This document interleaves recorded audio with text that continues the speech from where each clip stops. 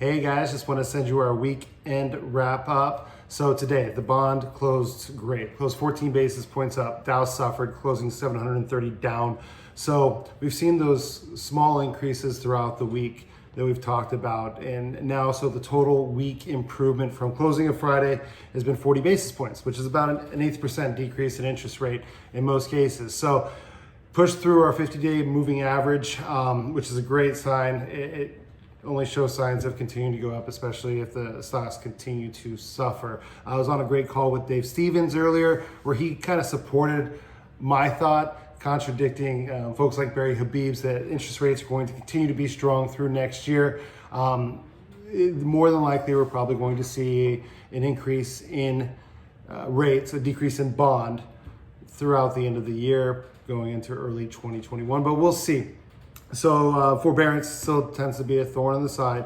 About 9% of all loans are currently in forbearance. That's a total of 4.6 million loans currently in forbearance. So that's why we're not seeing a huge change in products right now, because we're just not seeing the forbearance levels go down, which is again, part of the liquidity issues that we've experienced. So we'll continue to watch that, see what happens.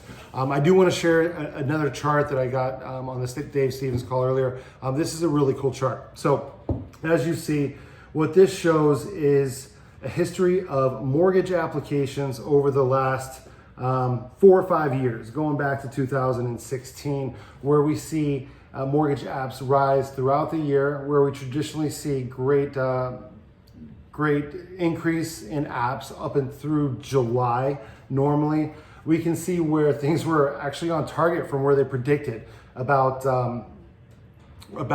last year, about everything being higher this year. It was showing that up until week 12, where things kind of fell off, obviously coinciding with COVID. But over the last couple of weeks, we've been talking about mortgage apps being extremely strong. You can see how much higher they are than where they were last year this time. So we're going to see what happens. Obviously, it could taper off like you see it following every year. Still, it's showing we're at a stronger level than we were last year, the year before that. Everything's improving as far as mortgage apps. These are people wanting to buy homes, not necessarily closings, because inventory plays another role in things. But it could continue to stay this level, which is what's kind of predicted because of that huge slump that we saw during those couple of months with COVID-19. So we'll continue to watch that, but this also shows kind of why a lot of lenders are extremely busy right now, because that, along with refinance applications,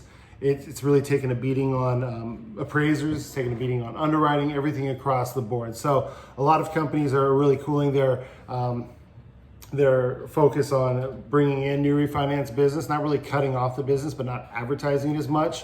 You'll hear less advertisements to refinance on the radio. A lot of companies are following suit in that just to handle purchase business, which is why we often talk purchase business comes first, because those are the people who need to get in a home on time. And if we cloud that with the refinance boom, obviously we're doing now twice as much business as we did last year between refinance and purchase. So hopefully that number continues. It is expected refinance business is going to fall off throughout the year.